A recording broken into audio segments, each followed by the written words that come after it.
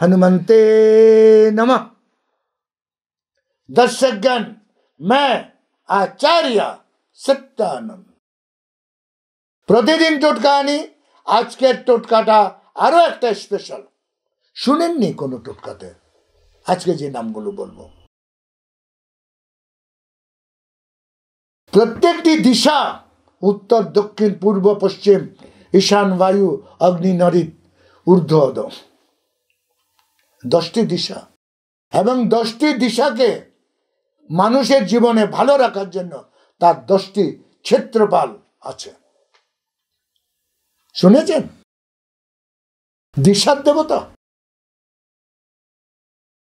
আপনি যে কোনো পুজো করেন, ওই পুজোতে সব থেকে প্রথম এসে আহ্বান করে সেটা হচ্ছে ক্ষেত্রপালরা, দিশার দেবতা। ক্ষেত্রপালরা যদি আপনার উপরে অনুগ্রহ রাখে, দয়া রাখে, আপনাকে ভালোবাসে, আপনার উপর আশীর্বাদ রাখে, তাহলে মনে রাখবেন পুরো আডম্বর, সুনামি, তুফান থেকে আপনাকে সে রক্ষা করে নেবে। দর্শকগণ, এই ক্ষেত্রপাল কেন মানুষের উপর অসন্তুষ্ট? আর ওর অসন্তুষ্টের কারণে আমরা সাধারণ একটা জ্বর, যদি একটা সাধারণ জ্বর হয়, লাখো রুপিয়া খরচ। মনের উপরে যার জোর আছে, মনকে যে নিয়ন্ত্রণ করে, সেটা হচ্ছে ক্ষেত্রপাল। আপনার মন ওর হাতে। আপনার বাজারে যাওয়ার জন্য টাকা আছে, পয়সা আছে, গাড়ি আছে, দরকার আছে বাজার, আপনার ইচ্ছা হলো যাব না। কেন? কারণ নেই। কাল কিছুক্ষণ আগে পর্যন্ত বললেন, কাল পর্যন্ত বলছেন যে না, সকালে উঠে আমি কিন্তু বাজারে যাব, এই আনবো, সেই আনবো, এই খাবো, সেই খাবো, ভুলে গেলেন। কারণ ক্ষেত্রপাল আপনার উপর অসন্তুষ্ট, আলস্য করে। আলস্যের মূল কারণ ক্ষেত্রপাল। আলস্যের মূল কারণ। দর্শকগণ, এই ক্ষেত্রপাল কেন অসন্তুষ্ট হয়? আর সন্তুষ্ট কি হবে? মনে রাখবেন কি, আমি গতকাল বলেছিলাম যে প্রদীপ গোল আর লম্বা হয়। গোল আর লম্বা তো চলুন দেবতা আর পুরুষ, দেবতা আর দেবীদের জন্য। কিন্তু এই প্রদীপ জ্বলাবার নিয়ম, দর্শকগণ, প্রদীপ কখন জ্বলবে? যখন তখন আসবেন, বাঁশিস দিয়ে একটা প্রদীপ জ্বলিয়ে দেবেন যখন ইচ্ছা হলো। বরবাদির শুরুয়াত।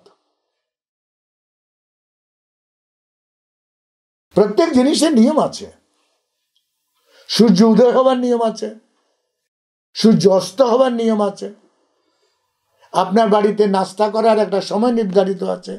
কতর মধ্যে খেলে এটাকে নাস্তা বলা হয়, কটা থেকে কটা খেলে সেটাকে লাঞ্চ বলা হয়, আবার কটা থেকে কটা খেলে সেটাকে ডিনার বলা হয়, আবার কোন সময় খেলে ওটাকে নাস্তা বলা হয়। সব সিস্টেম, সব নিয়ম।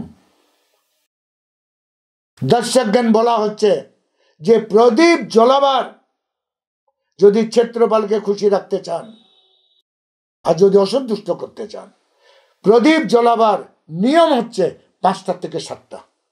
5টার আগে প্রদীপ জ্বলাবেন না, 7টার পরে প্রদীপ জ্বলাবেন না। 7টার পরে যে প্রদীপটি জ্বলে আপনার ঘরকে জ্বলিয়ে দেবে বলা হয়। আগুন দিয়ে না, আর্থিক, মানসিক, শারীরিক রূপে। এবং বলা হচ্ছে এই প্রদীপের দিশা পশ্চিম আর দক্ষিণ দিশা না হওয়া চাই। প্রদীপের মুখ পশ্চিম আর দক্ষিণ দিশা না হওয়া চাই। না হলে আপনার বাড়িতে অজ্ঞাত বিমারি, অজ্ঞাত শত্রু, টাকা এনেছেন 1000 টাকা, খরচা করেছেন 200, কিন্তু 1000 টাকার হিসাব নেই। ক্ষেত্রপালরা আপনাকে তবাহ করে রাস্তার ভিখারি করে রাখবে। আর যদি রাস্তার ভিখারি না হয়ে দারিদ্রতার থেকে উপরে উঠতে চান, তাহলে মনে রাখবেন 5টা থেকে 7টার মধ্যে প্রদীপ জ্বালাবেন, এবং পশ্চিম আর দক্ষিণ দিশাতে তার প্রদীপের মুখ না হওয়া চাই। বাস। দর্শকগণ, আজকে আমার সব এখানে শেষ। কাল আমি আবার আসছি আরো একটি টোটকা নিয়ে। ততক্ষণের জন্য বিদায়। ওম হনুমন্তে নমঃ।